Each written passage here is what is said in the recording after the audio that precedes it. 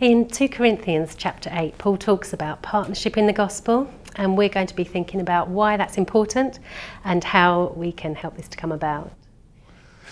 Yeah, I mean, it is interesting as in working in a business environment when you see what a difference a little attitude makes, because successful businesses I found were ones where a business owner worked on his business rather than just in his business. He didn't just make widgets and he didn't just do the selling of cars. He actually had to work on the whole thing, and there's a similar sense of that in ministry, that you have to work on this thing of partnership, not just do your ministry.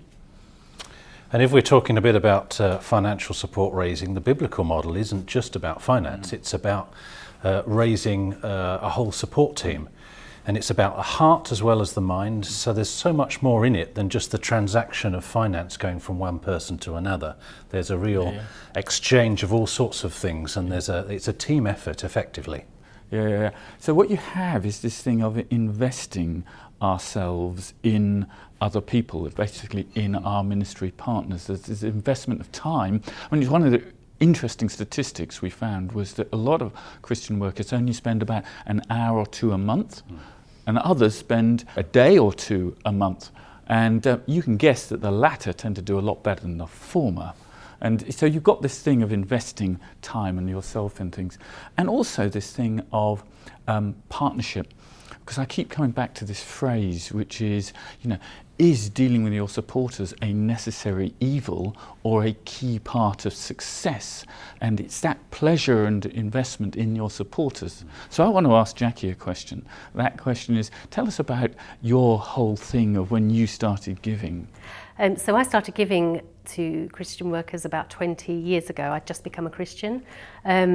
And I felt called to help a girl who I was working with at the time. She was going to Kenya to work with children over there. I didn't have a lot of money at the time, but I felt it was important to encourage her in her faith and in her journey. For one so young, seeing how excited she was about doing God's work, I just wanted to be a part of encouraging her in that.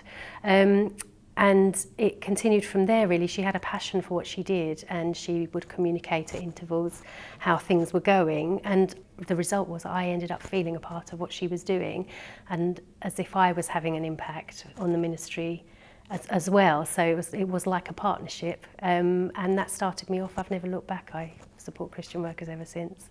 So from the other side though, Mike, how have you found it as a recipient, building those partnerships with your supporters? Well, I think, as you said, it's about the passion and the vision that God's given you.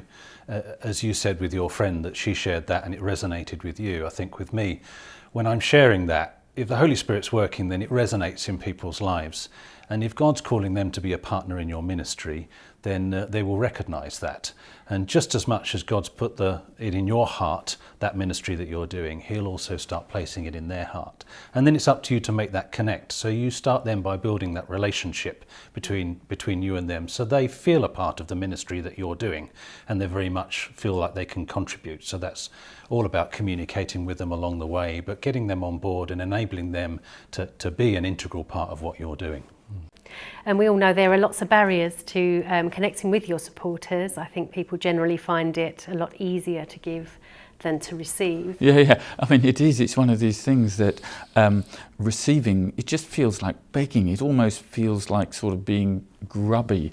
It's one of these things that I think in every culture there is this thing that begging, receiving, it feels you're the poor person in this. It's emotionally difficult. It's just not a very pleasant experience. But really. The biblical precedent is actually that it's more blessed to give than it is to receive. So as a receiver, in the asking of somebody to come on board with your ministry to be a partner, you're effectively unlocking the giver in them, unlocking a more blessed life for them. Yes. So the whole idea about partnership is that the giver is the one that benefits probably the most. Yes, and I guess that's, if you look at 2 Corinthians, it is this thing that it's all about money, but it's not about money. At the heart of it is this partnership, a partnership of faithful givers, faithful receivers, and an abundantly providing God.